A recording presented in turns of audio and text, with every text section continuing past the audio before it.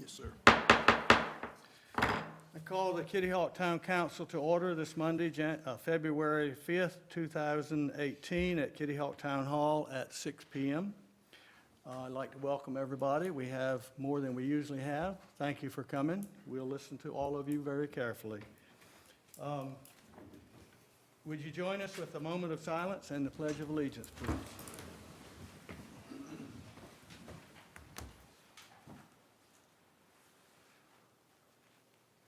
I pledge allegiance to the flag of the United States of America and to the republic for which it stands, one nation, under God, indivisible, with liberty and justice for all.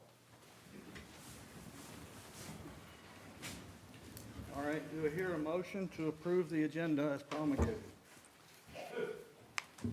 Motion to approve the agenda, Mr. Mayor. Second. All in favor? Aye. Opposed? None.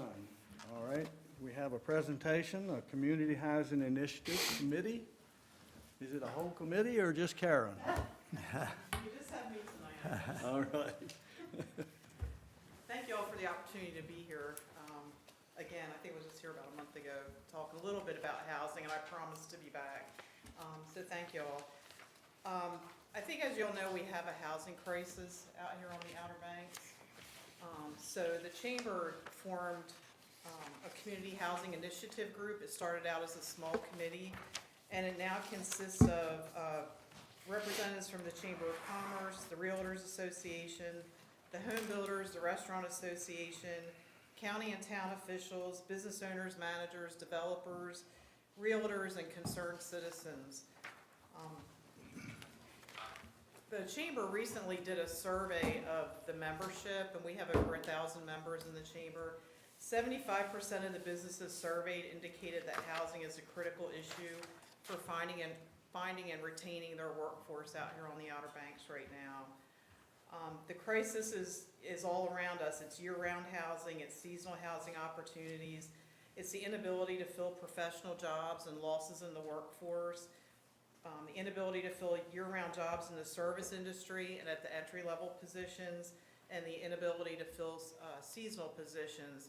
We've heard from some of the business owners, the president of the hospital, Ronnie Sloan. They had hired some folks to come in to their professional staff, only to lose them because they couldn't find a reasonably priced, we don't like to use the word affordable necessarily, or workforce, but a reasonably priced place to live. COA also lost several hires that they had made at their professional staff. They came in, they looked around, they couldn't find anything reasonable, so they ended up turning the jobs down and leaving our community. I did include in your packet a definition of affordable housing versus workforce housing. Again, we just like to talk about it as reasonably priced housing for our conversation. But in that document, the last line says, many housing authorities define workforce housing as homes aimed at households earning from 60% to 120% of the area's median income. In contrast, the term affordable housing is generally used for households whose income is less than 60% of that area's median income. So the crisis is at all levels of income at this point. So who needs housing? Everybody needs housing. Our teachers, our police, our first responders, our college graduates, our retail, restaurant, and hotel staff, our professionals. The contractors need technically skilled labor to help fulfill those jobs. The statistic in the HVAC industry is that the average age of an HVAC worker is now 58 years of age. So there's kind of a two-pronged issue there. It's housing so they can be here, but also educating them in those technical fields. And also our seasonal workers. So the impact of the Outer Banks housing crisis, and I guess I should have been moving my thing forward, sorry. The impact of the housing crisis is citizen retention, business owner fatigue. We have a lot of business owners talking about how they've had to take on extra shifts. Irvin may even be feeling some of this in his restaurant. They're having to work a lot of shifts that normally they would be able to hire people to do. Economic development opportunities are, not going to come our way with a continued housing crisis. Customer service, the ability to satisfy our customers. I mean, if, all these reviews get out there and people aren't happy from a customer service standpoint, that could impact our tourism industry, impact the visitor experience, and it could result in lost revenue and workforce shortages. Sorry. How is housing made affordable? Innovative thinking, collaboration, which is why I'm here tonight. Land use planning and permitting, zonity and density codes, multifamily housing units, and mixed-use development.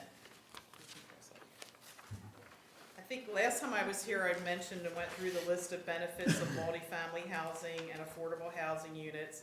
It promotes workforce housing at a small scale, provides workforce housing at no expense to the public, establishes conveniently located rental housing for the local workforce, allows opportunity for extended families to live together, offers companionship and assistance for older and less mobile citizens, provides additional income for property owners, offers modest increases in property sales and occupancy tax revenues for the community, and creates the potential for more year-round residents, increasing the vitality of the town and the county, and improving the public safety by having more eyes in the neighborhood. So why are we here tonight? We're here tonight to ask for your help. We really need the conversation started with the towns and with the county and with the officials. Rob comes to our meetings, so we're happy that he's part of our conversation. But we do want to engage you guys, make sure that you're aware of what's going on, get the planning teams involved very proactively. We want to work collaboratively with all the stakeholders in the community and move the issue forward. So that's why we're here tonight. I also included, they were a late handout that you got tonight, a couple documents that came from the North Carolina Housing Coalition. One is for Dare County and one's for Currituck County. And I include Currituck County because the issue is regional in nature. So you can see some of the data that came from the North Carolina Housing Coalition. 39% of renters and 37% of homeowners are having difficulty affording their homes. So we need to try to find a way to solve some of those issues. And there's some other data on there. In order to afford a 2-bedroom apartment at $883 a month, a family needs to earn $32,000 a year. So we don't necessarily have all those jobs, so we need to find a way to help people afford houses and have some choices. We want people to be able to come and have a reasonable commute to work and have a good place, a good roof over their head. Everybody deserves a home, so that's why we're here. And this is Bob Peel, he's our chairman of the board. Sorry, I'm a little late. All right, do you have anything to add? No, sir. Okay. Council, any questions? I have a question. I always have a question. I was looking over, the first thing I saw was you have one for Currituck County and you have one for Dare. Yes. And the thing that struck me was the medium income in Currituck is higher than it is in Dare. Yeah, I was surprised to see that too. Is that I people think coming it's- across the line from Virginia doing I that? believe that that's probably the impact that that has, is why that's causing that. It's the same when I pull the data from the state, from the Department of Commerce's database, it comes out the same and shows them as a higher median income. So I'm assuming it's the people in the Moyoke and northern Currituck going into Norfolk and Chesapeake for So jobs. Currituckers are richer than Dare County. Like, that one The caught ones me. in northern Currituck anyway. That caught me completely off Yeah. guard. I want to make one comment, and this is from me. As I look through what you're presenting and what your purpose is, the one thing that strikes me is you may be implying that the property owners of a town, in this case Kittyhawk, have some moral obligation to bend over backwards to do ADUs or multifamily or something. And that would, in turn, make councils have to do that or think they have to do that. And I personally don't think that property owners have that obligation to provide that housing. Now, if they want to do it, that's fine, and if we see that the town itself benefits from that kind of an ADU or whatever, then we have an obligation do that. And I don't think that's our main purpose. Our purpose is to hopefully get everybody around the table to talk about zoning and density more than anything, to allow developers to possibly develop some multifamily housing, not asking current property owners to take care of the situation on their Okay. own. All right, I kind of wanted to get that on the record because I appreciate that. it could be coming The way across in that I fashion. appreciate it. All right. All right, no further questions? Thank you, Karen. Thank you. All right. Thanks. All right. Next, we have public comment. Do we have anybody signed up? Not for public comment. Okay. And everybody understands public comment's one thing, and the hearing allows you to speak to a specific item, and then we'll have a second public hearing, or public comment at the end. All right. Next is consent agenda. Do I hear a motion to approve the consent agenda? So moved. Do I hear a second? Second. Any further discussion? All in favor? Aye. Opposed? All right. We had nothing removed, so now we go into the public hearing. You folks are lucky, we usually have that somewhere down the line. You have to wait a while. All right, so do I hear a motion to go into public hearing? So moved. Do I hear a second? Second. All in favor? Aye. All right, we're now in public hearing. Rob, start us off, please.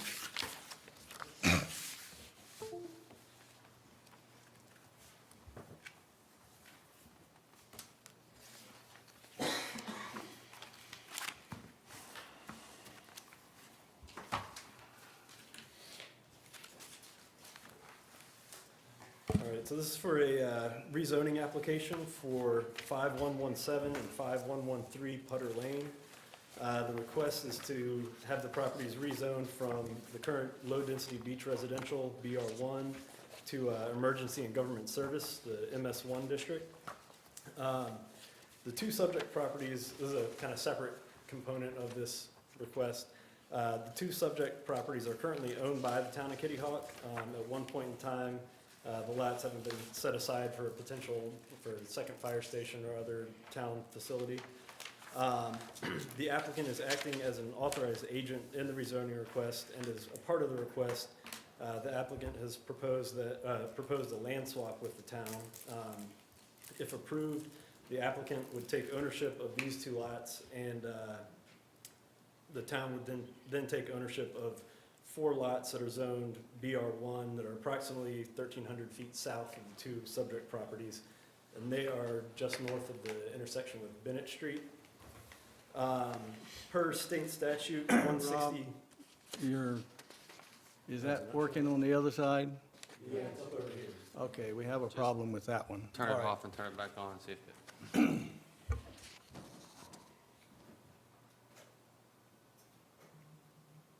We know that monitor's going bad. We've got a request in for some replacements, that and some other. I don't think we're gonna do that.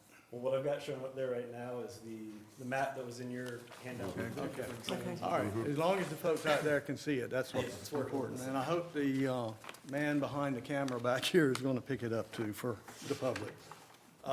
So per state statute 160A-271, exchange of property, a city may exchange any real or personal property belonging to the city for other real or personal property by private negotiation if the city receives a full and fair consideration in exchange for its property.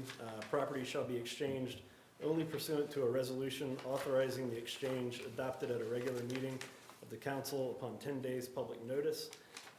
So should council approve the rezoning request, a resolution would then be prepared and advertised for the March 5th meeting. And to cover the full and fair consideration for the exchange of the property, the 2 lots that the town currently owns, zoned BR1, are currently assessed at a value of $106,500. However, the vacant MS lots, or MS1 lots to the north of the same size, are assessed at $163,800. So I think it's a safe assumption that we can feel, or if these properties were to be rezoned, their value would increase to that $163,800. Those 2 properties together, rezoned to MS1, would be valued at 327.6.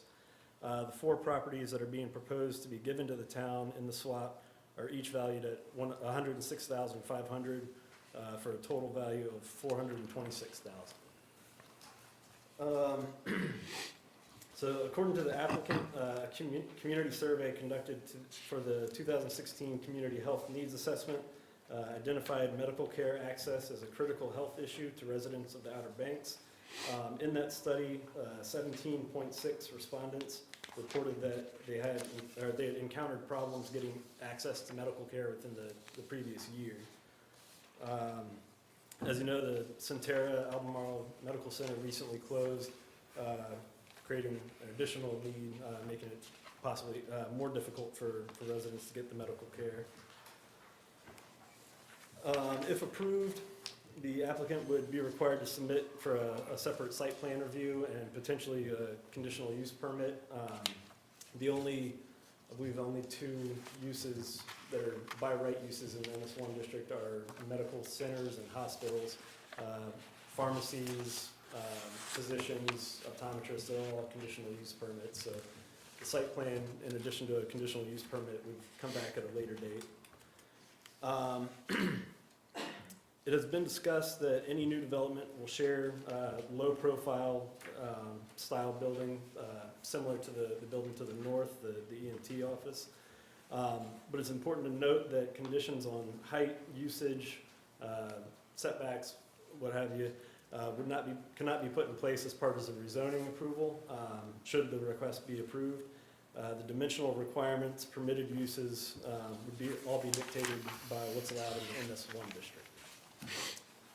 I already mentioned the proposed zoning is MS1, the Emergency and Governmental Services District. It allows hospitals and medical centers by right. The intent of the MS1 district is to provide for the proper grouping and development of medical services, medical offices, emergency and governmental service facilities for the town. The proposed development, the applicant seeking to locate a medical office building similar to the recent built structure to the north. He's proposing to maximize distance and minimize visual impacts to the surrounding residential properties. The site would be accessed via a single curb cut on North Croatan Highway. The parking area is potentially going to adjoin the parking to the north where the ENT office is, but would have no new curb cuts onto Putter Lane. Again, should the rezoning be approved, the proposed development would be reviewed in more detail at the future site plan / conditional use permit review. So it's important to note also that approval of a rezoning request is not legally required to be consistent with the town's adopted land use plan. However, the land use plan is an important document to consider as it's intended to help guide the pattern of development in the town. The 2 subject properties are designated by the land use plan as low-density residential area. The plan provides the following description for the low-density residential.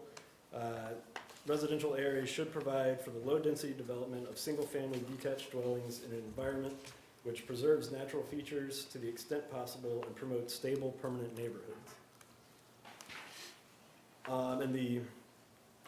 As far as the consistency with the future land use plan, there's no specific policies or goals listed regarding medical uses. However, Chapter 10, Tools for Managing Development, states that the land use plan's function with respect to zoning is of prime importance. Proper administration of the Kittyhawk zoning ordinance requires any review of a proposed text or map amendment, whether by the staff, the planning board, and the town council, to be based on consideration of whether the proposed amendment is consistent with the Kittyhawk land use plan and otherwise advances the public health, safety, and general welfare. At its December 14th, 2017 meeting, the planning board unanimously recommended approval of the zoning map amendment to change 5113 and 5117 from BR1 to MS1. In their motion, they stated that although the request is inconsistent with the future land use map, the board found that the request advances public health, safety, and general welfare of Kittyhawk residences. And the applicant's engineer is on hand as well, I'd like to point out. However, the applicant's engineer, we're not dealing with the site plan, we're just dealing with the zone, Right, rezoning. he's acting as the agent for the applicant. Okay, all right. I just want to be clear for everybody, we're not dealing with a site plan. Right. All we're dealing with is whether to rezone it or not. All right, so, council, you have any questions of Rob before I call for comment from the public? Rob, by no means is this the most important issue here, but for the record, could you tell us again what the value of those lots are? So the two lots that the town currently owns, as they're currently zoned in BR1, are assessed at $106,500. Vacant lots just to the north that are the same, or that are zoned as MS1, are assessed at $163,800. The four lots that are being proposed as part of the land swap are each valued at $106,500. Okay, thank you. Yep. All right, Lynn?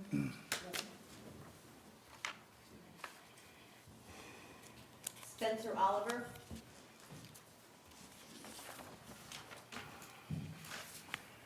Thank you very much, Mr. Mayor, members of the council. This is my first time appearing before this council, but I've been living in the Outer Banks off and on for the last 60 years. And I own the 5109 Butter Lane. My son Bob and I own it. We bought it as an investment about 10 years ago before the bottom fell out. And of course, now it's not valued as much as it was. We've maintained it and improved it. And we rent it out full-time, because I live in Seascape on Lunar Drive, hopefully to develop it so that it will recover the sale price that we paid for it in the first place. But if this zoning request goes through, it will diminish the value of that property substantially, which is one of the reasons why I'm here tonight. I got the notice of this zoning, and I was quite curious as to why this was necessary. First of all, I thought emergency medical services, why would you want to put emergency medical services out into the most busy intersection in the Outer Banks? What kind of impact would that have on a traffic jam on a Saturday morning if you had an emergency vehicle going out that way? I also looked at came up today and wanted to get a copy of this community survey that was mentioned. I couldn't get a copy of it here, but I finally did get a copy on the internet today, and I read all 38 pages of it, including the annexes. And there's absolutely nothing in there that supports this change of zoning. In fact, if you look at it, it's just the opposite. Because what it says is that you've already got 8 EMS stations in Dare County, more than you really need, and they can't find enough people to staff those 8 that already exist.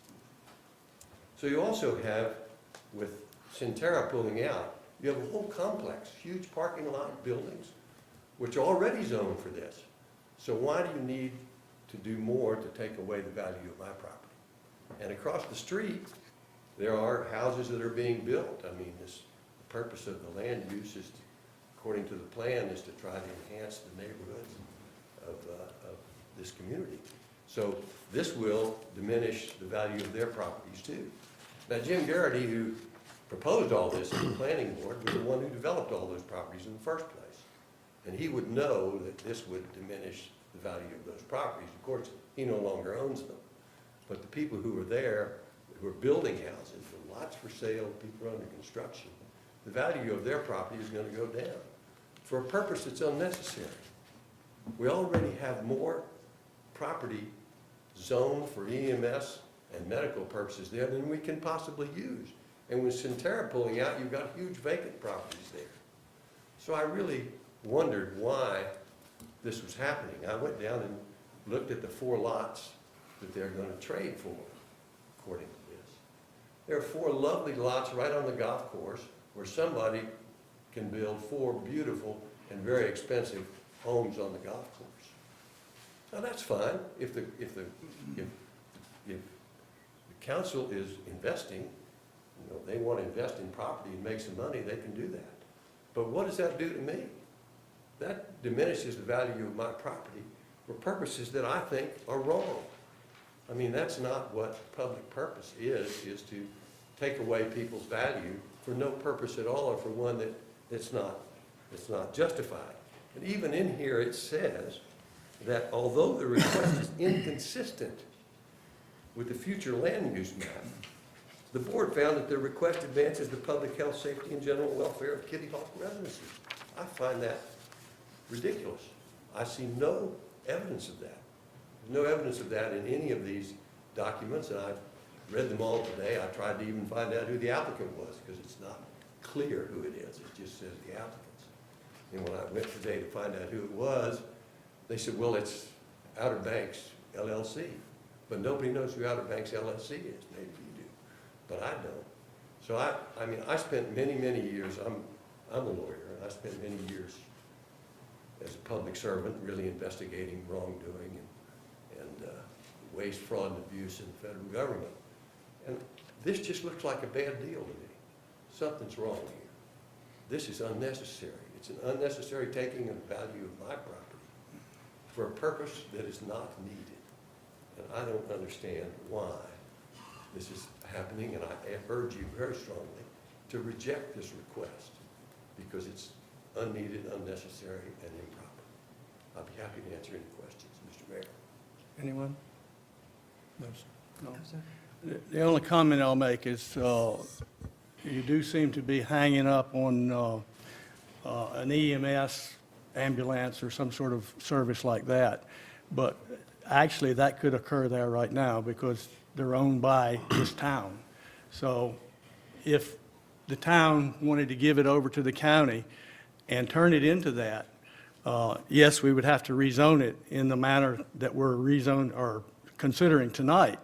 But we could do that today and turn it over to the county, and they could build an EMS station there. That's not what's intended. So I just wanted to make sure you understand that. If I could just respond, of course you can do that, but do you need to do that? You've Okay. already got all the property you need for an EMS. And for I medical understand, services, I so understand on. that. Yeah, But do you, I mean, I'm a citizen, I'm a voter, I vote in this way. I mean, can you take away value of my property for an unnecessary purpose, which is already served by other facilities and by other land? It's not needed. I mean, I think that's wrong. And I'm a little, they said in here that there'll be no more cuts in Putter Lane. Well, we heard that when they zoned that building that's there now, it's a heart center or something. Said there'll be no cut in Putter Lane and only a cut for emergency purposes. Well, that's not true. You can go down there right now. They use that like their own driveway. Mailboxes are there and their garbage is there. Garbage cans are there. They're not supposed to be using that property. You all said they won't, but they are. Okay, we've heard you, and thank you. Thank you for listening. Thank you, sir. Thank you. All right, Lynn, is anyone else? Yes, sir. Tom DeLucia?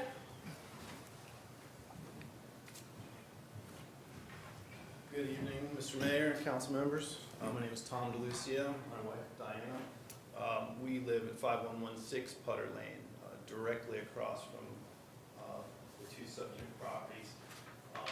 About 10 years ago, my wife and I, after many, many years of savings and sacrifices to our family, we purchased a home in Kill Devil Hills.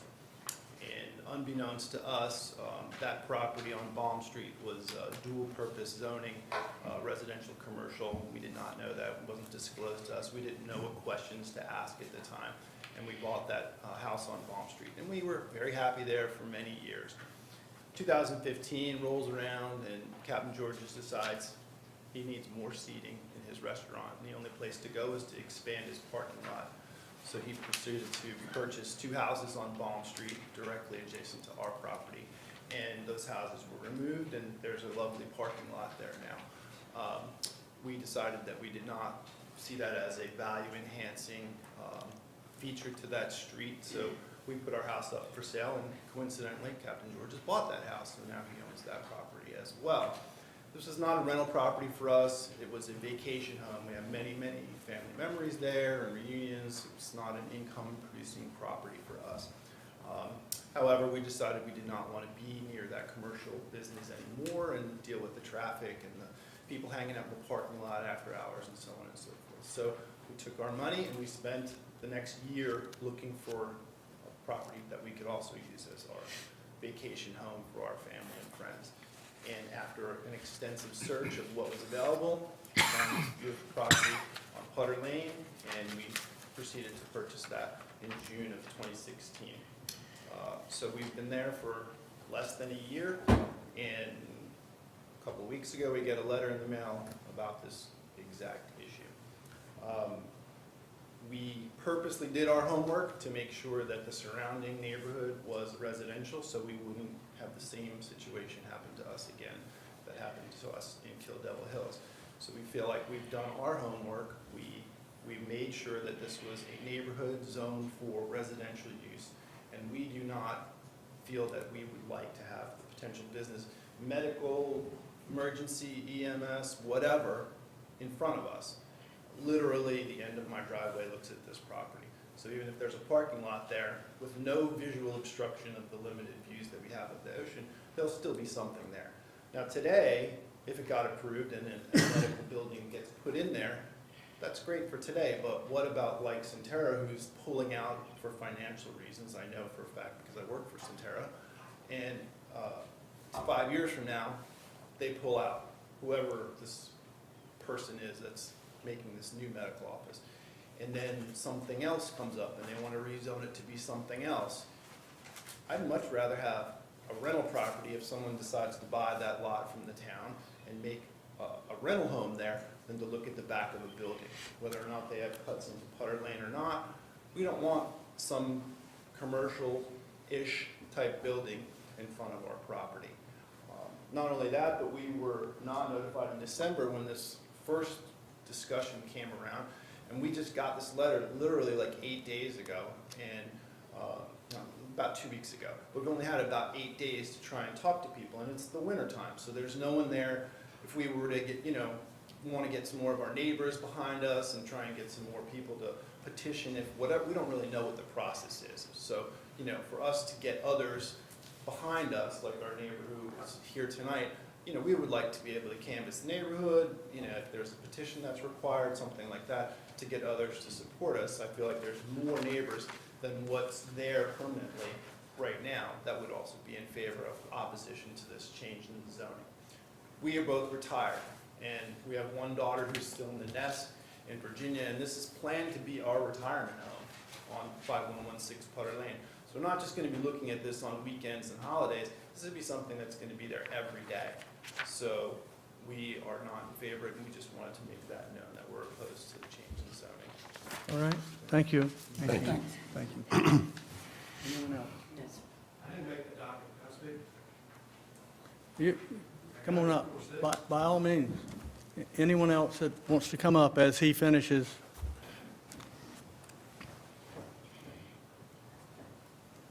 Excuse me. It's 5112 Putter.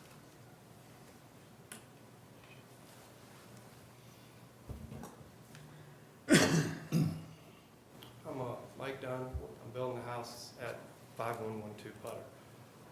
And I guess my concern is just the unknown of what will be built on the adjoining properties or the properties across the street.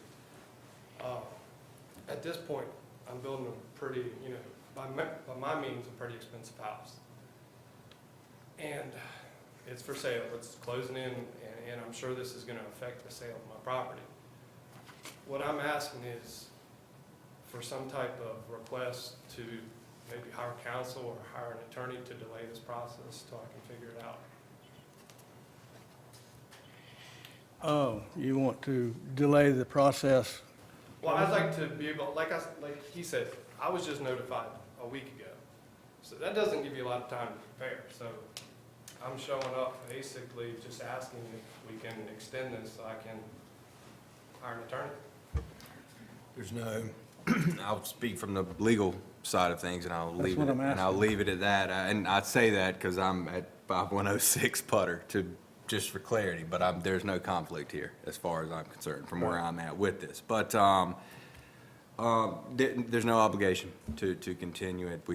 statute's been complied with, notice has been timely, and this is what our state allows. So at that point, it would be up to your pleasure as to whether or not you wanted to postpone the matter, but there isn't an obligation to do so. But that wouldn't bring on another hearing. even See, if I was we never did that. notified in December either. I kind of feel that was wrong. I mean, I've owned the property for 8 months now. So this, I mean, 8 days ago was the first time I've heard of this. Well, we actually don't have an obligation when it goes to the planning board. to Correct. notify. We don't do that. That's correct. Okay. We have taken it on ourselves to make the obligation to notify adjoining property owners rather than just post a sign. Correct, and We running a do that as a publication. courtesy to make sure people like you get wind of what we're doing.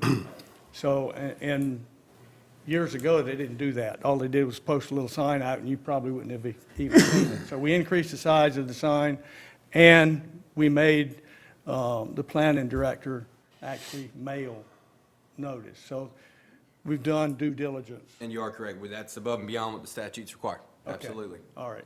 So unless council, once we get into our discussion, decides to do something different, I'm not going to change anything right now as far as procedure, all right? And on that subject, once I close the hearing and council starts deliberation, then any hearing is closed. That's us. We make our decision no or further don't comment. decide it at that point. That's So correct. as long as everybody understands that. And I know a lot of people don't quite understand that. So we're going to continue tonight with what we've got. Council, as a unit, will tell us where to go from next. All right? All right? You have anything else? You're the house that's got the big sand pile and whatnot? Okay. I thought it might be you, but, all right. I understand. Thank you. All right. Anyone else out there? Anyone? Okay, this is my last call. Let the record show no one else came forward. All right, do I hear a motion to go back into regular session? So moved. Do I hear a second? Did I hear a second? Second, please. Oh, okay. All in favor? Aye. Opposed? None. All right. Council, we're in our discussion phase. We can entertain a motion first, or we can discuss first. Which way do you want to go?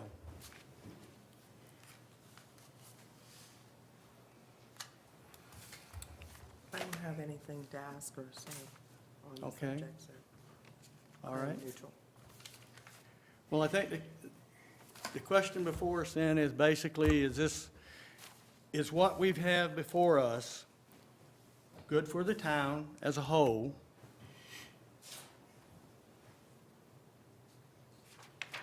As opposed to being bad for some people, or some people across the street believe it's bad for them. So that's our question. Which way do we want to go? Okay, I want to say this. We are talking about the same property that we were going to put a firehouse there at one time. That was why it was bought. Okay. So, and I want to say this to the public. You understand that property, when y'all purchased that property, was zoned to have a firehouse there. That when the fire goes off, the sirens go, you have interaction throughout that property all day long. Firehouse, EMS stuff. We can't, it's public hearing, I mean, you can't talk. I understand the impact of property when something happens to your property that's beside you. Built this great house one time, and all of a sudden they came and they took all the trees down, and I was so upset, came home, my wife was crying and boo-hooing, and look what they've done to our beautiful, beautiful place. They had a right to do that. It was zoned that way before I bought the property. So what I'm telling you, I'm looking at this from the point of view of the town. We're getting 4 lots valued at $440-some thousand, $430-some thousand, and we're trading $320-some thousand. We're making $100,000 off of it. And the intensity level on the property is going to be a lot less than a firehouse, because I don't know what's going to be going there for, what kind of medical facility, but if it's open from 9 o'clock in the morning until 5 in the afternoon, that's better than waiting up at 3 o'clock in the morning with the fire alarm going off. No offense, fire chief, but the fire alarm going off and there's somebody going out trying to rescue somebody, which is what our alternative would have been. I'm open for discussion. I think I might have to correct one thing that you said. Yeah. The property was bought by the volunteer fire department, Right. okay? But I don't think it was rezoned. No, it wasn't. But Urban, to point, and maybe I'll just restate, I'll clean it up and see if this is what the right to put a firehouse there what I meant, I'm sorry. existed when these people purchased their home. But no, it didn't have anything to do with the particular zoning put on it. I mean, it was And beach it- residential, it was BR1. And that's the way it would have shown up if they'd Yes. gone to the county. That's correct. Okay, and that's the thing that I wanted to clear up. Well, I stand corrected. Right, no, That's and what- that's, yeah. I didn't want you to be misstated and be wrong on that. And the second piece of property, just so you know how it came about, the town had been gifted a piece of property up close to the regional center that was triangular. And it might have been Garrity, I'm not sure who, but somebody went in there, bought that, and in order to straighten all that out so they could build houses back there, they then gave us the second piece of property. So one piece was bought by the volunteer fire department, the other piece was gifted as a swap at that point. So that's how we acquired the two properties. And having said that, both of those properties, as they currently stand, even though they were zoned residential, and still are to this day, the government has the right to go in and put in some medical or emergency governmental facility. Because that's what we do up here. So, the fact of the matter is, we have a proposal to rezone this to add medical facilities. And I understand your concern about the fact that we already have a regional center sitting there empty, and I do not know what's going to happen with that. I don't know that anybody does, although I will say, I did note that they're going in and fix the roof, so it's not going away. I'm sure something's going to go in there. What it will be, I don't know. Then the question to me that we have to answer is, would this land swap be so harmful that the good that could come from adding medical services on 158 would be rendered youth, okay? Yes, I understand they're concerned about property values, I do. On the other hand, we also have an obligation to provide to the town facilities that give them medical services, which right now we don't have, simply because everything shut down, went away, and we don't know if it's coming back. So do we grab this opportunity, or do we let it go by?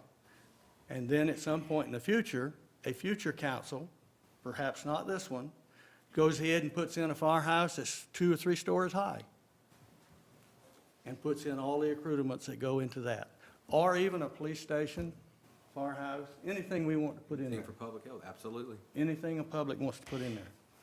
So, unless you have something else to add, I need a motion one way or the other. We can table this and think about it for a month. We have the right to do that. So that's your option. We need either yay, nay, or a table motion. I personally think we've had plenty of time to think about it. I'll make the motion. Make a motion. I move to grant approval of the application to rezone the properties at 5113 and 5117 Putter Lane from Beach Residential, BR1, to Emergency and Government Services, MS1. Although inconsistent with the future land use map in the town's adopted land use plan, Town Council has found that the request advances the public health, safety, and general welfare of Kittyhawk residents.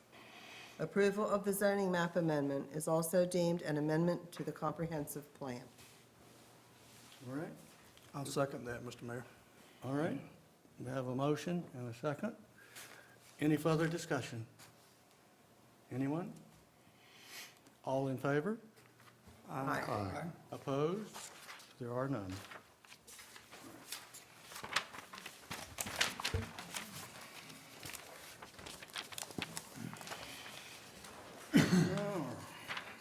Next, we have to schedule some public hearings.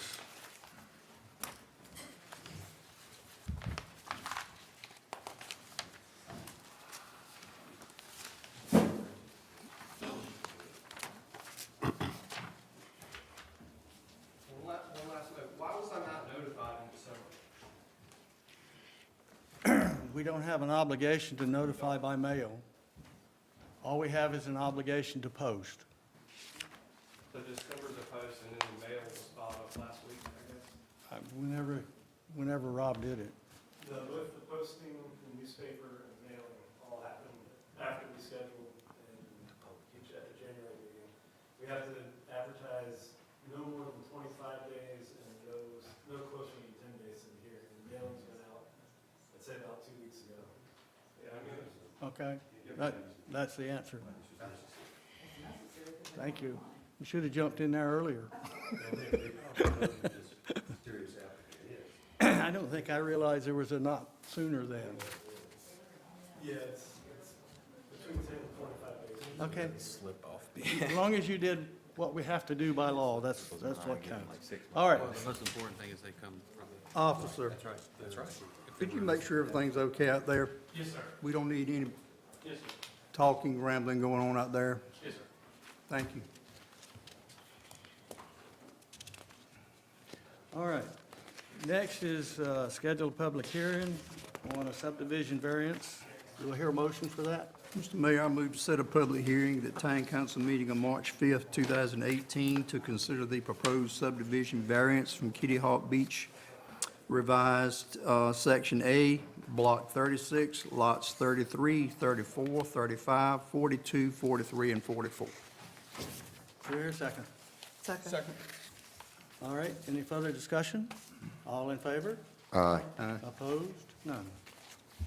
All right, next one is scheduled public hearing for text amendment 42, TAC 504I.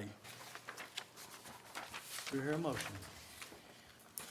Mr. Mayor, I move to set a public hearing at the Town Council meeting on February the 5th, 2018, to consider the proposed text amendment to amend Section 42-504J regarding the encroachment of pool equipment to the side and rear yard setback. Do you hear a Second. All right, we have a second. Any further discussion? All in favor? Aye. Aye. Opposed? None. And the third one is text amendment for multifamily dwellings. Do I hear a motion? Mr. Mayor, I move to set a public hearing at the Town Council meeting on March 5th, 2018, to consider the proposed text amendment to add Section 42-250, parentheses 34, regarding the allowance of multifamily dwellings in a general beach commercial BC1 district as a conditional use. Second. Second. All right. Any further discussion? All in favor? Aye. Opposed? None. All right, next we go into unfinished business. We have a text amendment dealing with accessory dwelling units that we had sent back to the planning board for some questions and answers. Rob, would you get us started on that, please? Sure. All right, so it was, at our December meeting, a number of concerns were brought up with the proposed text amendment for accessory dwelling units.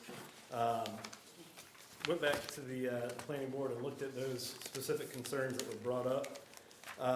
Really not much of the language was proposed to change for the planning board. They were given a couple of suggestions that, items to discuss, but none of the proposals ended up making it in. So just to clarify, the language that you have before you tonight is the original language that came back in December.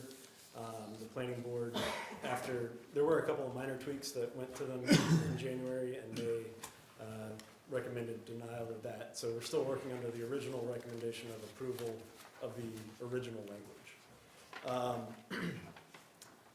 So the concerns that were brought up at the last council meeting, the first one dealt with utility connections and whether the town can require a separate meter for a detached accessory dwelling unit or an attached one. After discussing the item with our building inspector, it appears that setting a zoning requirement to require a separate meter would not create any conflicts with the building code. He did add that it might make it easier for the property owners to rent it out if there is a separate meter on it. Another concern that was identified that was that as it's currently written, the proposal would apply to all residential lots within the town. Many of the properties between the highways, as well as oceanfront lots, are used primarily as vacation rentals. So accessory dwelling units, as intended by this proposal, may not be as appropriate in this area of town as it would, say, in the village area where it's more permanent neighborhoods, long-term residences. Although many of the lots between the highways would not be eligible to construct a accessory dwelling unit because of lot coverage constraints and flood zone requirements, the planning board was advised that ADUs could be limited to simply the village zoning districts or areas west of 158. Again, nothing was added into the language based on any of those recommendations. Another concern that was identified was that many people who construct the accessory dwelling units would be using them for short-term rentals, and opening up the opportunity for rental income on every residential lot in town. While many property owners may intend to use an accessory dwelling unit for short-term rental income, this is already a potential on any residential lot within town, whether it be renting out a full house or the whole home as either short or long-term, renting out a bedroom for short or long-term, or even the mother-in-law suites that we currently permit with no stove connections, renting it out either long-term or short-term on something like Airbnb. We currently don't have any restrictions in our ordinance about Airbnb rentals, and as of today, it's not something that we've been tasked with. Don't want to be either, do you? Not particularly. Another concern that was raised is that property owners may abuse the system, putting in too many people, more than what's permitted by the septic permit by the health department. Again, this is one that we kind of already, there's an issue or a potential issue already.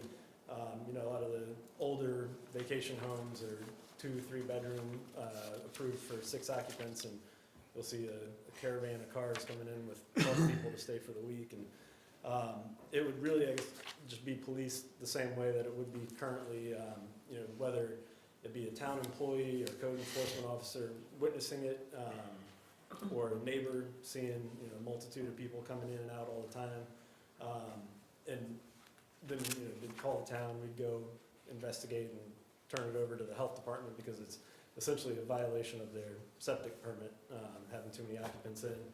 I did draft language after discussing it with Casey that it's included in your packet, that the total occupants residing on the property shall not exceed the number specified by the septic improvement permit. Again, that recommendation, or the proposed language that was at the January planning board meeting got recommended for denial. So if council would like something like that in, that would have to be added on to the motion if it were to be approved. And that line, it may seem a little redundant with the line that's already in the proposed text with tying it to the septic permit. But I think including it in just kind of gives it more teeth to be able to tie it not only to a violation of their septic permit, but then it's also a violation of the town zoning ordinance as well, so we could go after enforcement issues with the zoning in addition to the health department. So those were the specific concerns that were brought up and taken back to the planning board. And I guess it got a little confusing the way it initially had a recommendation of approval and got sent back, and the revised text got a recommendation of denial. So after talking it over with Casey and Lynn, we're working off the original public hearing that had a recommendation of approval and a recommendation of denial on the amended language, the revised language. So if you just want to approve the original language, you can do that. If you want to make any other additional changes, you have to amend the motion. If there's significant language changes, you may require a new public hearing. but I'll let Casey decide what's a significant change. Absolutely, no problem. Or it can be denied too. Okay. I do have a question before I ask council. I notice under the accessory dwelling units, you added that one home occupation can be conducted. Now, I realize that's possible in a home right now, but why did it get added to there? Just because of that? That was mainly just put in because we currently allow home occupations on any residential lot now. This language was to try to clarify that there would only be one home occupation allowed on the property, and that if it was in the accessory dwelling unit, that whole accessory dwelling unit couldn't be solely dedicated to the commercial use. Could that be dropped off of the ADU? In other words, I could see that encouraging people to build an ADU for that purpose and keep it out of their home. Is it possible to drop that out of it in our motion? And I don't know if council agrees with that, but And I think the foundation's still fine. Key here is ownership stays the same. So you're still on one lot, so it's still subject to whatever the primary structure is subject to. So if there's already an occupation going on within the primary, they're not gonna be able to do it in the secondary. So we could drop that and still have the protection okay, that our ordinance provides. all right. All right, council, we've been through this before. Can We've I got ask- some changes. Rob,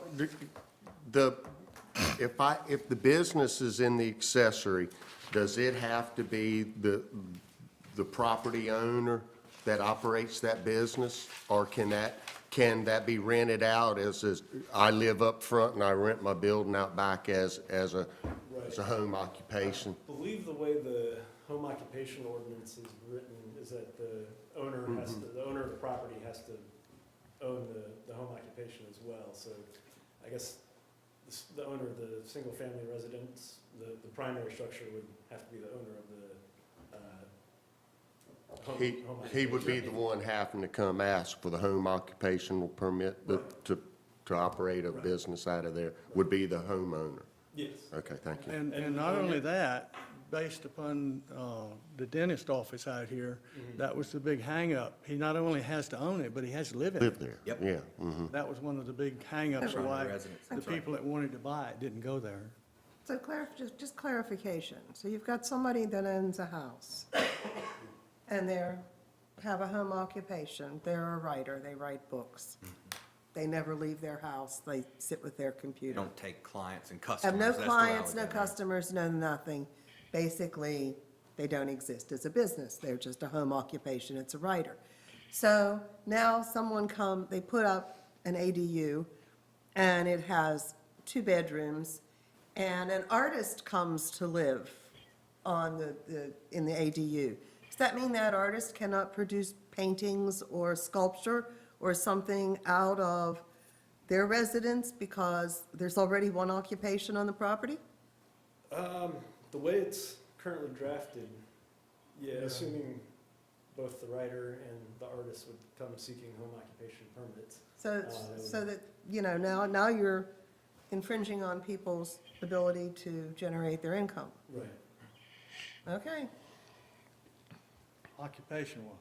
Occupation-wise, and talking- where they operate their occupation. We're not talking rental now at this We're point. talking, we're talking about just 2, we have Okay. an accessory dwelling unit that is going to be rented on an annual basis to someone who needs a reasonably priced small dwelling.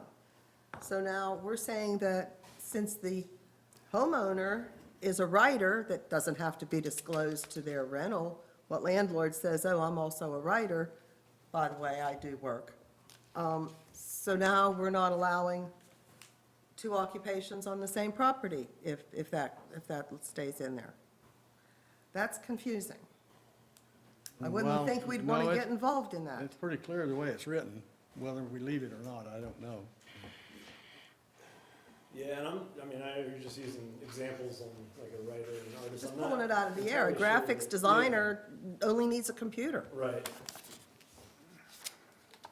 I guess there could be potential for it to be. Well, here's the reality, folks.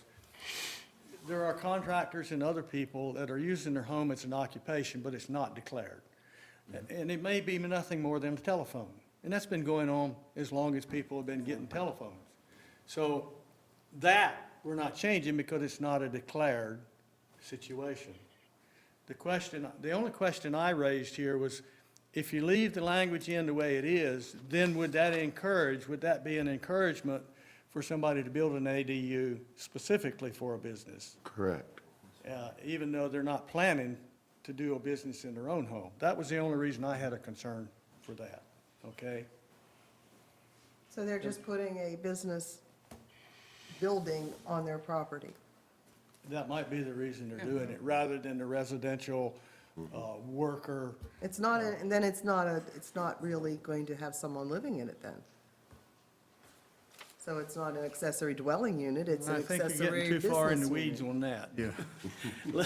Let's move on, and we'll come back to that if we need to. Okay. All right. Irvin, I think you had a question. Okay, I'm for this thing, and we talked earlier, but if you look at is it Fuquera County, Virginia? Anyway, on the last page, and my only concern that I brought up at the last meeting was the fact that we had 10 people living in one. And so could we limit the amount of people that were there? And what these folks here do, they limit it to 2 persons occupied the house. And they also limit it to the bottom about the time that it would be rented, which they put a month. Could we limit it to, and this was encouraged, as the people did about the affordable housing, folks, for people to live. That's what we want. Right. Now, we don't want the Airbnbs, because it's taken away from the economy as far as the other folks are concerned, but we do want long-term rentals. Right. So could we do a 3 or 6 month rent, and then also limit it to 2 or 4 people? Casey? All right, the easier answer, I think, is on the rental, only because Rob's kind of addressed that already. We are, to some extent, getting into that world of regulating the rental market. And that's a question you've got to ask yourself. I mean, do we want to do that? In any form of residential scenario, residential setting, are we looking to get into regulating the Airbnb? My fear would be, if we did that, then where that's going to take is just citizen applications, because of so many issues that people have with things such as Airbnb. I think we're probably going to be pigeonholed into tackling that issue just by limiting and restricting rentals. It's just some very muddy water is all I will say there, as far as the rental is concerned. Now, the occupancy limited to 2 or something, here's the issue there. So we know case law is very clear. We can't limit bedrooms. We can't do that. There's no way, and the Supreme Court has come down and said you can't say a house can only have 2 bedrooms or a house can only have 3 bedrooms. Is that what we're doing here? And I find that, I mean, I know that's a Virginia, and I was explaining to you before, our state gives us our power. They can take our power away as a municipality.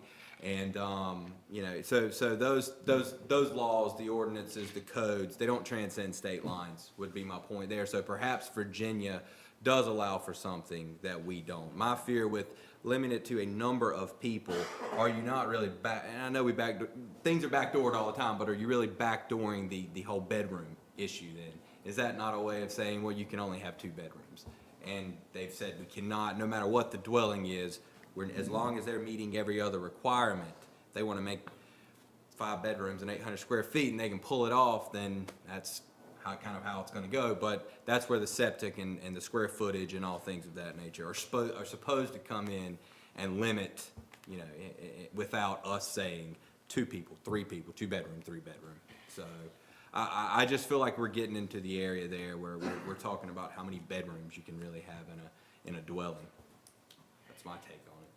Okay, and like you said, I think in Dare County, 4-bedroom, if somebody comes and wants to do this, they have 3 bedrooms, they can add 1 with that additional line for the sewage. That would be taking care of that. If they had 4 and they're going to 5 and that counts as a bedroom, all of a sudden they got to go for a repair area and a whole nother ball of wax, a criteria you have to meet. So I guess the way you answer my question, we're kind of getting what I wanted to get anyway, which was limiting the amount of people that are going to be in that accessory dwelling. Absolutely, so. absolutely. And I think that, well, lot coverage is always gonna be a huge issue, in my opinion, in these type things. And I think that's what's gonna stop a lot of lots, in our town from being able to even accommodate such a unit. But, again, with all the other regulations in place, I agree. I think we're kind of already there. And limited, the square footage limit is something that's gonna assist in that Well, I'm endeavor. gonna throw this out there, then I think what we're doing is kind of addressing what the folks from the affordable housing thing were trying to get us to sell us onto, was creating, in a very, very tactful way, housing that's more affordable for people, and it can be controlled by a single homeowner, right? Yeah. Although I hope we're doing it for the benefit of the citizens of the community, Of not course. being pushed into it, obviously. You know, I understand. It's come up, it's something that, well, right now, if you have an acre of land, you have to subdivide it into 2 lots, but now you've got 2 full-size houses. Now, look at this.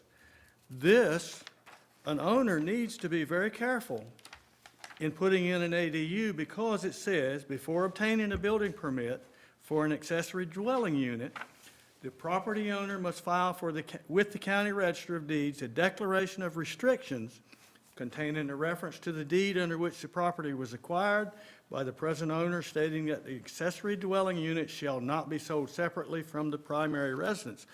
You've just locked up an acre or however much you've got of land when you do that. Am I correct? That would be, if that is the route they chose to go with their land, if they wanted to They come and lock it apply up. for the ADU, you are. They couldn't come back later. That what they would, unless it somehow met, and Rob help me out, unless that ADU, if it met the definition of a residential dwelling and it was possible to subdivide and create 2 separate units, it would still require town approval, because they'd have to come back and undo what has been done. So Right. there would be a process, but yes, to your question, nothing's automatic. It is locked up to a It's certain locked up. extent. So Absolutely. you'd want to think about that before you did something like that. On the other hand, it would be awfully nice for somebody like myself, who has enough land to put an ADU on and be able to accommodate relatives, which has happened on that land before. An 80-year-old grandmother that I had was living in St. Pete, didn't want to be there, decided she wanted to come to Currituck, which in Dare County, it's what she felt she was doing, home to mama. She stuck her thumb out in St. Pete and hitchhiked her way to North Carolina. That's a fact. And when she got here, we needed to do something with her. So we bought a trailer and put it next door to mama's house, plumbed it in, and she was good to go. She was independent enough to be happy, and still somebody was there to take care of her. So an ADU serves a purpose, and I'd like to do this. So I'm for this, I'll tell you that right now. And it allows you to do something like I just described without subdividing your property 2 or 3 times, and all the expense that goes with that. So that's my thoughts onto it. My feelings had not changed since the last meeting. I was forwarded the last meeting. I think with the right restrictions, right requirements in place, this can be a good thing for Kittyhawk and Dare County. And like you said earlier, we're going back to Karen Brown's presentation tonight and at the last meeting. I think it can be a good thing for a lot of people. Accomplish a lot of good things. Anybody else? Well, I mean, being on the planning board and, for the years I was on there, it seems like to me that we're going to increase the amount of activity in the town. And like I said, very few people are going to do it, but I think we're opening the door to a lot of people building rental incomes in their yard and in their backyards. And I've talked to several people about this, and they understand, we all do. Everybody would like to have a place that, out back that they could use for company or a guest. And But in reality, I think that a lot of people, instead of having one neighbor on each side, now they have the potential of a neighbor on each side plus a rental income and a rental income, which is, to me, it's just taken away a little bit of what, to me, low density. When I bought my property, I do have enough, and I'm sure I could put one on mine, and I probably will if this passes. I mean, I'm not lying, I'm gonna jump on board. But I'm pretty sure what I would be using it for. And being honest, I mean, I'm pretty sure what I'd use it for, and my mother has one already at her house, and it would be very easy to convert hers into a rental income. And most likely that'll probably happen too. And that's what I'm afraid of. I'm afraid that a lot of people are gonna take this as an opportunity to Airbnb, VRB, whatever. And I worry about the added trash pickup, the added police patrol, the added things that are come with the added amount of dwellings that we're going to have. And that's my concern. My concern is that I've always tried to, we tried to keep it low density, and I understand we have a need for this. And I just don't know that it's in everybody's neighbor's yards. That's just me. I know, and I realize that if if somebody has a place big enough and they wanted a place, you could just add on your dwelling and take care of. And I understand, my mother, 89, likes her independency, and I don't blame her. But I worry about the impact of a tremendous amount of rentals in the summertime. That's what I worry about. That's it. You got any more? Yeah, I just basically don't like the wording of what we have. Conceptually, we need more places for people to work and live. We don't need Airbnb traffic behind every house. And yes, it's a whole lot more attractive to get $100 a night or $200 a night for your accessory unit than to rent it out to someone for $600 or $700 or $800 or $900 a month. But then with the Airbnb traffic, you also have all the services that people who have rentals on a daily basis get at hotels and different places they rent at. So who's going to make sure that the guests that come to the Outer Banks have the things the health department make sure they have at hotels and motels and different places like that? That's one of the problems I have with the whole concept. The other thing, the problem I have is with trying to regulate home occupations. If you're going to try to attract people for long-term living, then why are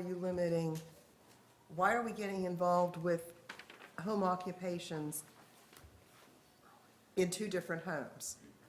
Because it will be someone else's home, even though the property owner owns it.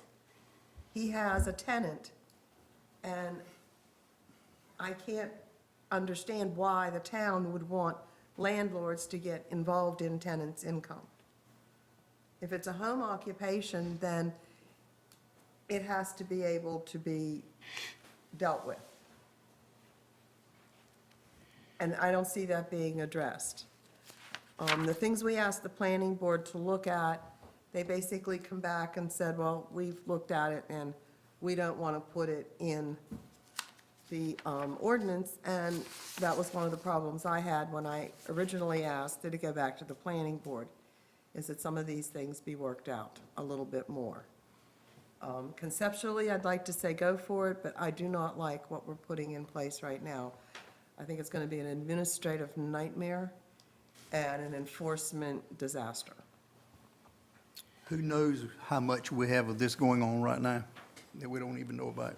There's quite significant. And we can't, guys, there's a need for the housing issue, big time. I mean, I've got people that call me all the time and that want to come to work but have no place to live. I lost a chef that I was paying her good money, and the cheapest thing she could find in Manny was $1,700, and she is a single mom with a little kid, and she can't come to work, or didn't come to work because of the fact that she couldn't afford it. So we're kind of addressing that issue. I have a problem with the home occupation too. You know, if you take that out, I'm probably good with this thing. I do have a question. So I looked at the zoning map, and I looked at the properties. None of these can be put anywhere from seascape to the ocean, correct? Most likely, yeah. Not I mean, the so government. all you're talking about, really, you're talking about the village, right? Pretty much. Yeah, so we're. And very limited there. I know you're limited where you're gonna put these things at and how many can go. I mean, Well, it's not like it's gonna be, Yeah, the ordinance talks about you can't exceed the 30% lot coverage. So how many? 30% of your majority- property can only be housing. So a lot of those houses on the beach, I'm sure, are maxed out at a 30%, the biggest house they can build on their small lot. So they wouldn't be allowed to build an ADU because they would exceed the 30%. Even the properties over in your neighborhood, you'd be exempt, you couldn't put them there. Right. Because of the 30% lot coverage, so you're limited where these things are going. Like I said, I wouldn't have a problem bagging the home occupation out of that thing. Well, you know, huh? Go ahead. I mean, so now we're basically saying we just want all this back in the village? No, I was asking a question. So Yeah, we but all I mean, understand what we basically, got. we're talking about now all this is gonna take place back in our residential area of the village, most likely, That's the because only that's place the you could do only, it. well, it's the only place people have land. Right. I mean, most likely. So, just so everybody, you know, out there knows, they're talking about mainly back here in the village. And that's the people I talked to, you know, that had concerns about, you know, some of them had concerns with the problems getting people that were just renting out of next door to their house and having trouble with bad tenants next door and afraid to leave their place, that the windows were gonna get shot out while they were gone, and now they go, now I might have two of them next to me. I mean, and there's people, they say, well, that's the reason I came here, because it was a single-family place instead of duplexes. And one of them was actually one of the people that lived out on a piece of property that was wanting to be zoned for duplex out off the Tateway at one time. The resident there came to me and said, what is this? This sounds like duplex in another way. But, I mean, it's just, I think people have concerns of somebody renting it, and then now they have a bad bunch of renters out front and a really bad bunch of renters in the back. And then, you know, instead of just one group of renter, now you have possibly two on each side of you. And there is places, like there is room up on Tateway. There's some lots big enough up there. There's some pretty deep lots off of West Tateway that could house. some of All right, those. well, But that's what's saying. all right. So, To summarize, basically, we're concerned, I say we, several of you are concerned about Airbnb rentals. yes, I am. You're concerned about disrupting the density of, in this case, the village more than anywhere else, because it's already dense everywhere else. And we're still a little bit fuzzy on the potential for either leaving or taking out occupation within the ADU. Right now, the way it's stated, it can be an either/or, but not both. In other words, Correct. a home or the other one. Correct. In your In my scenario, mind, yeah, huh? why are landlords getting involved in their tenants? I mean, if you rented a house and you wanted to have a home occupation, you talk to the town and you get a home occupation. You don't talk to your landlord. You talk to the town. And not in this case, right? No, not in this case. The owner would have to be the one to apply, but that's still to your, I think what's so, The property, any code violations that exist always goes back to the owner. Goes back to the owner, But but. Councilwoman McLean, what you're saying is if I came in and I've got no ADU on my lot right now, just a single-family dwelling, if I moved and I rented that, my tenant could come to the town and ask to do a home occupation. Correct. Which would be the difference in the ADU setting where the owner/landlord, on your hypothetical, would be coming to apply. Well, and that is accurate. Yeah, everything, that's what would occur. The landlord would have to be involved in that scenario. But I'll say this. But you're not saying, that you as a landlord is not saying to your tenant on a separate piece of property, you can't have a home occupation. That's very true. What I'll say But though what's is, happening with the ADU is, even though we're trying to make a rental unit available for someone could have signed a 5-year lease if they really liked it, and now you're going to say, well, I have a home occupation, so you can't have one. That's the way that's written. and what we don't need to lose sight of though, if we go that approach, it's not gonna be as simple as removing that portion from this ordinance, because they still, under our ordinance right now, let's say that this language is not in there, you still can only have one home occupation on any given parcel within town. So that is not, even if we remove it, it's not so let's say there's a home occupation in the primary residence, by our ordinance right now, there can be no home occupation in the ADU. So the approach would be to add something that states, we take exception to the portion of our ordinance that only allows one home occupation on one lot, and ADUs are allowed, even if the primary has a home occupation, they can have another home occupation. Do you see what I'm driving at? That would be, to me, more equal. I mean, that would be fair to everyone. And like I said, I just didn't want anybody to lose sight of, removing it wasn't gonna do it. That wasn't gonna get us there. Removing the lane, we'd actually have to add something So you would else to it. actually have to make positive language instead of redundant Something negative. mandatory, yes, ma'am. Yes, ma'am. And let's face the facts. There are home occupations all over town in Kittyhawk, and people Yes. are doing it every day, and they haven't applied for it, they're not going to apply for it. And I mean, that's it, that's how it is. Well, and then usually, if we get a And they're happy complaint, by doing that, and I'm happy for them. if we receive a complaint, it does give us to go back and say, hey, you don't have the home occupation. And that's. Yeah, I But mean, 9 times out of 10, you know, there's no issues or complaints. Let's make sure we're clear with you and the lawyer. Because it says, an accessory dwelling unit may be used for home occupation uses in compliance with section 42522. But in no instance shall more than one home occupation be conducted or permitted on a single lot. Additionally, this accessory dwelling unit is not permitted to be used entirely for commercial purposes. So in essence, it's either or. And the only question I saw that you had was if the renter of the ADU wanted to do a home occupation, he has to go through the homeowner. And the homeowner can come in and get it for him. That doesn't, Exactly, but if the homeowner already has, then he can't do then it. his tenant Careful cannot. what you rent. That's right. I guess, well, I guess. So it would you be want them to beware what you both rent. have the ability? You want 2 home occupations? If they can make it work within the ordinance, they each should be allowed to. Oh, I don't know if I agree with that. Well, yeah, but the existing ordinance only allows one home occupation, so if we want to address that, Affirmative language would we help. would need to bring The whole thing that back. back, yeah. Yeah. But with So, this, and what limits it there is the amount of traffic coming in and parking places, basically. And if both occupations have no traffic, they're not impacting anything. Okay, all right. I'm clear on what you want. I'm not sure I agree with that, but anyone else? All right, are we ready to make some sort of motion? Anyone? I'll make a motion. All right, I move to approve the proposed text amendments to amend section 42-1 definitions and add the proposed 42-52B, allowing accessory dwelling units as a permitted use on residential lots, provided that the listed requirements are met. Town council has found this proposal to be consistent with the town's adopted county land use plan and finds these amendments to be in the public interest.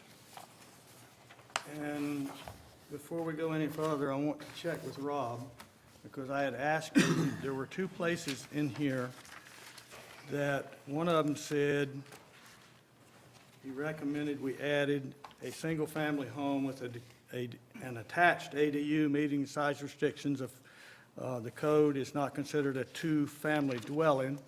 Is that Yes, part of that's this part of motion? Yeah, part of the All right. original.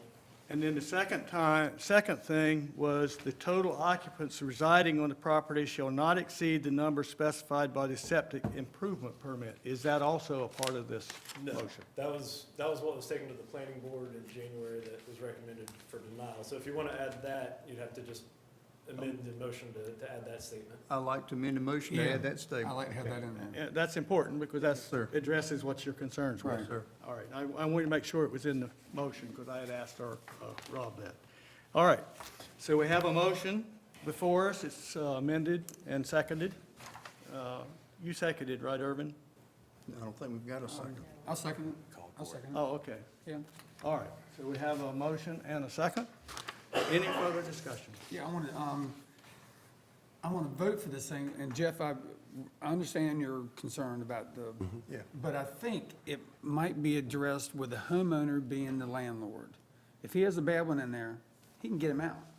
And, you know, if you got a month-to-month lease, it won't take very long to get him out of there. So I think those issues might be addressed there, but I do have the same concerns you do. And I understand, of course, and, you know, the other side, this is a very tough one, you know, I think, and we've watched the planning board and us, this is a tough one, and, you know, so.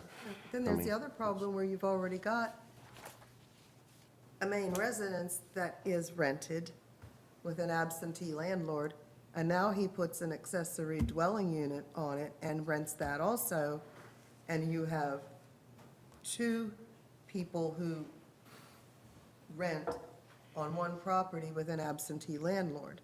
And that is another potential for problems. Because Irvin's talking like the landlord's gonna be on site. But if the landlord lives in Wisconsin, he's just got an insurance policy that makes sure his tenants don't destroy his property. Okay, So that's just another issue of things that we need to be aware of that we're allowing to happen. okay. Anything else? All right, we have a motion to approve the motion that you just made. All in favor? Say aye. Aye. Aye. All opposed? Aye. All right. You get that? Yes. Got it.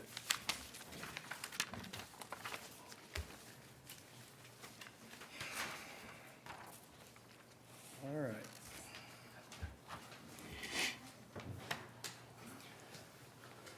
And we have new business, a resolution opposing any change in the definition of a commercial fishing operation. I pulled that off of the consent agenda because I thought some of us, certainly I have a comment on that. So first, let's ask for a motion to approve the resolution. So moved. Do I hear a second? Second. All right. Now for some discussion. Jeff, you want to chime in? Yeah, I'll be glad to. Well, many of you know I am a commercial fisherman, and trying to come up with some kind of number to say I'm not would really kind of hurt my feelings as much as I've put into this. There's a lot of things that they've come up with here in this that's really bothers me. You might have somebody that has maybe stock or another income, a trust or something. And now you have to show that how much 50% of your earned income has to be through the commercial fishing. Well, you could be in some other kind of business and have a bad year crabbing, and all of a sudden now I'm not a commercial fisherman according to these guys. The 36 trip tickets per year, you know, you're talking a man's going to have to go every day, for a little over a month. I don't think a commercial fisherman will have that hard of a problem with trip tickets, even though you can still be a commercial fisherman and if you don't actually sell your product. A trip ticket basically is when you sell your product to a dealer, and then he fills out what's called a trip ticket that lets the government know what exactly we've caught, what body of water, and how many, how much bait, and on and on. But what's going on here, to me, is one time before they came, and if we didn't have a license to sell, well, a lot of people had commercial license, but they never felt the need to have the license to sell. They used their commercial fishing license, like a lot of people do, to just, for themselves, to go pull a shrimp net, to give their family some and friends. Well, it came a time when if they, all of a sudden, out of the blue, if you didn't have this license to sell, you couldn't get a commercial fishing license anymore. My father lost his, which I didn't think was fair at the time, and I still don't. So basically, a long time ago, it seems like to me, this happened maybe 15 years ago, I'm not sure. It seems like to me that what's really taking place here is they're really trying to get rid of the commercial fishermen here in North Carolina. I mean, it's making it harder and harder for guys like me and my fellow commercial fishermen to make a living. I mean, it really is. Our licenses have gone from $15, I bought them at Ace Hardware, I think it might have been $12.50, to now they're, well, I think they were either $500, $250, anyway, they're a lot. They've gone up. If we do away with all of us commercial fishermen and us and the dealers here, we're all going to be buying our seafood from overseas.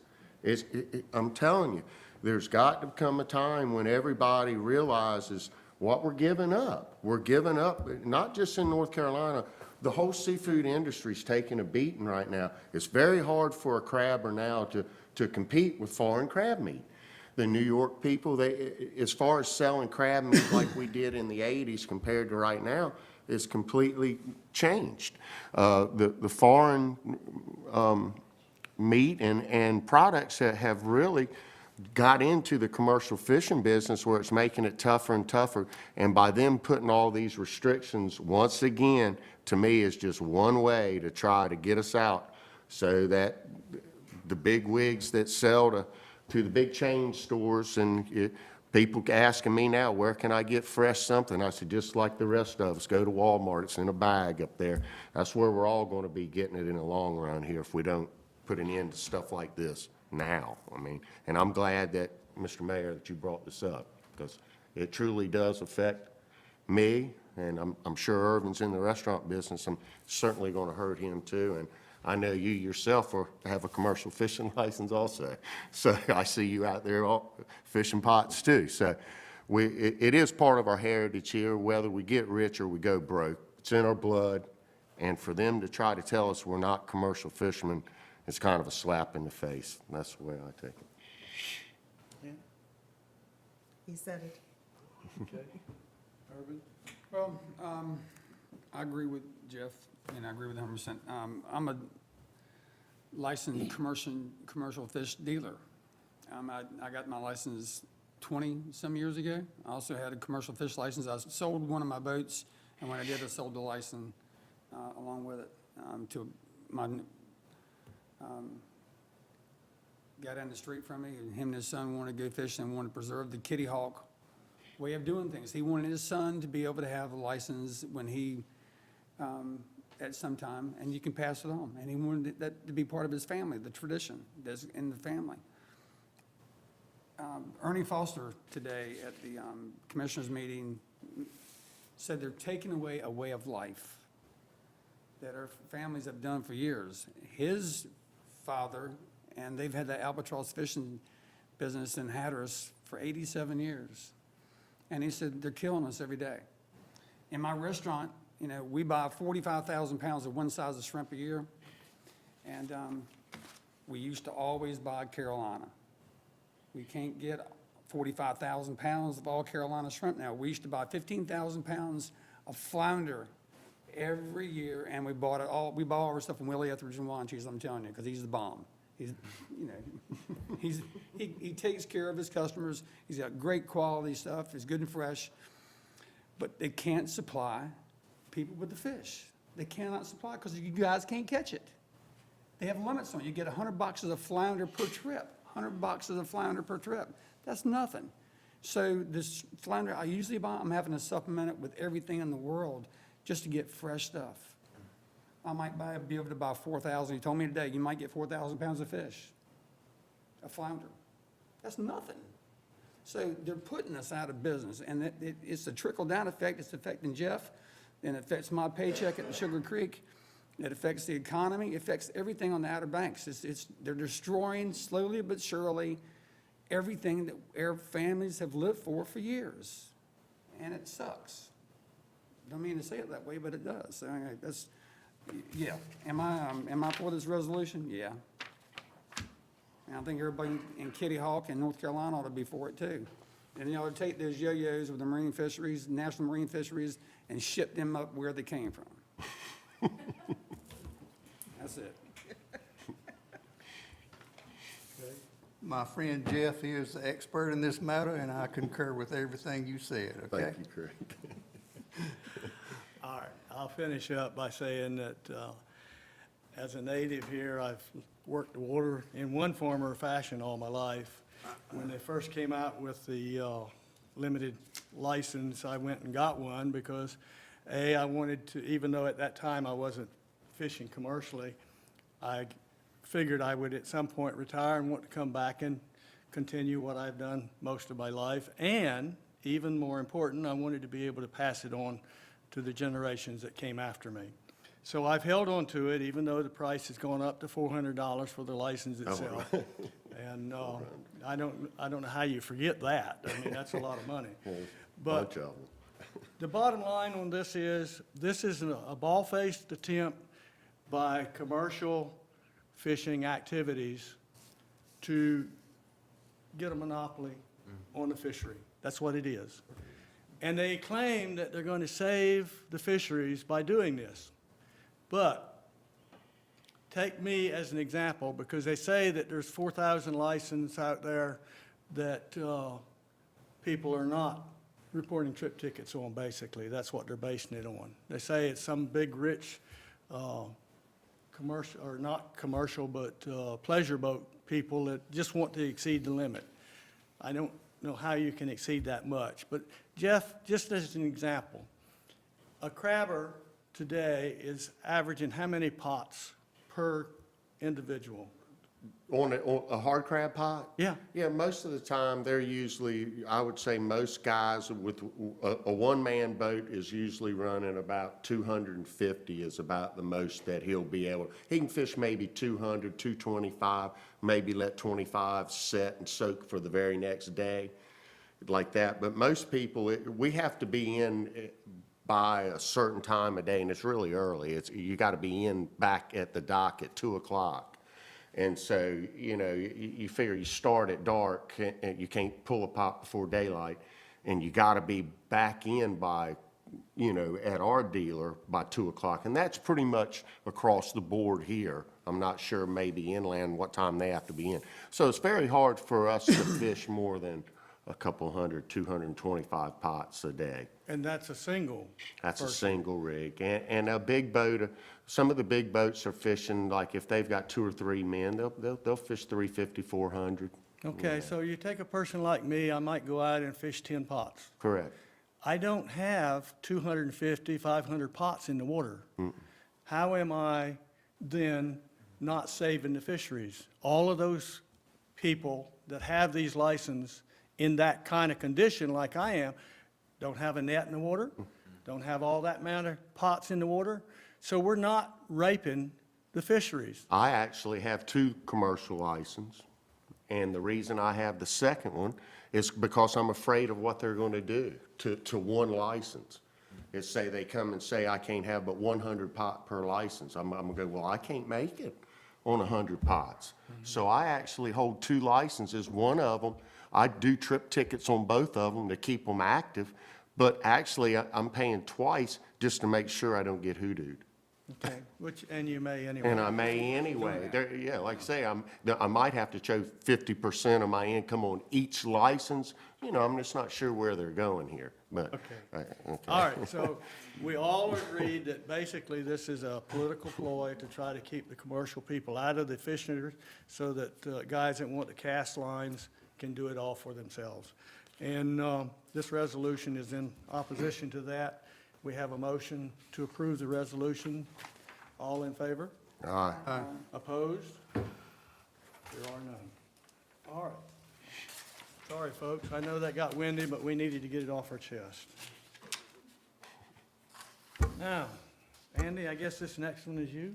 Yes, sir. Good evening, Mr. Mayor, members of the town council. The next item on the agenda is for consideration is the town council will recall back in July of this year, the town purchased a grapple truck, really as a result of the hurricanes that picks up larger vegetative debris. We saw an issue with that after we had the 3 storms that came through, not having the ability to pick up any type of debris like that. So the council made the investment to purchase that. We've had it in-house now for about 6 months. What we would like to do is launch a pilot program to pick up large item pickup 4 times a year versus currently we pick it up 2 times a year. We currently pick it up in April and October. So we're looking to pick it up in-house. That'll save about between $5,000 or $6,000 is what we pay the county currently. We'll do it 4 times a year. It'll be sort of a on-call. If you have the large items, give us a call, let us know. But if not, we'll be around to each street to pick it up during 4 times a year versus the 2 times a year. So we want to do a pilot project in case this becomes, for whatever reason, unreasonable for us to do. We want to try it out for a year, see how it works, and then possibly continue the pickup. So I think the residents will be able to clean out their houses and their sheds and their apartments to get ready to rent them. So we're going to provide that additional service, and I think it'll be good, and it'll provide, I think, less during those times as well, so if we pick them up more frequently. So the dates that we have that we're proposing for the large item pickup is February 26th, March 21st, September 24th, and November 19th. We'll advertise that on our website, and we'll get the word out as we get closer to those dates, so everybody knows. But we will pick furniture, mattresses, old tires not on the rims, appliances, scrap metal, electronics. So I think it'll be a good thing for the town and an additional service to provide them. So Correction on the date, you mean May 21st, correct? May, did I say? Yes, May 21st. Okay, a word of caution. Once you give the citizens something, they're not going to want to give it up. Are you sure you want to do this? And you can do this without any additional manpower? Everybody saw him nod, right? He nodded yes. I heard him say. Yeah, we talked about that. We were originally going to do it on demand, but that may cause every week we're using an employee. So we can schedule it 4 times a week or 4 times a year. Okay. That would be better for us. It's kind of like we tried to go down to 1 time a year for chipping. That didn't work well either because they were used to it. Just a word of warning, it's the way it works. But the fact that we have the truck has proven to be a good investment. Is that correct? Yes, sir. Okay, good. We did something right. All right, next we have, I need a motion to approve a grant application for some NC Recreational Trails Program. And the purpose here is we're trying to connect Kittyhawk Park and its parking lot to a trail that's inaccessible right now over in the Coastal Reserve.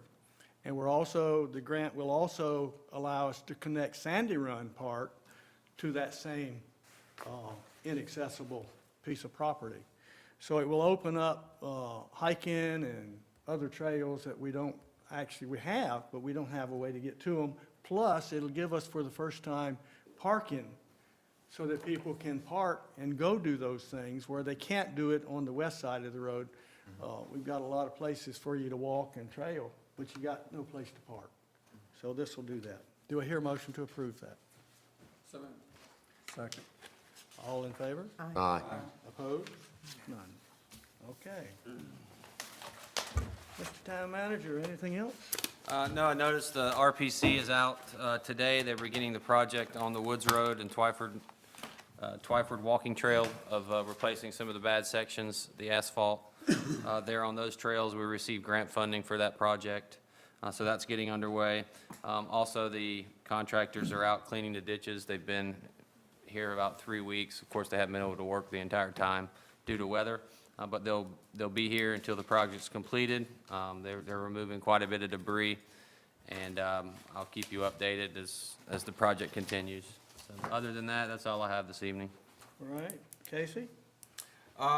Tip of the hat to our police department. Quick little story. My wife is a safety freak, so she probably never left her door unlocked, even if she was going to the convenience store for 2 seconds. So the first thing she did when we bought our house here in Kittyhawk 7 months ago was have the security system installed.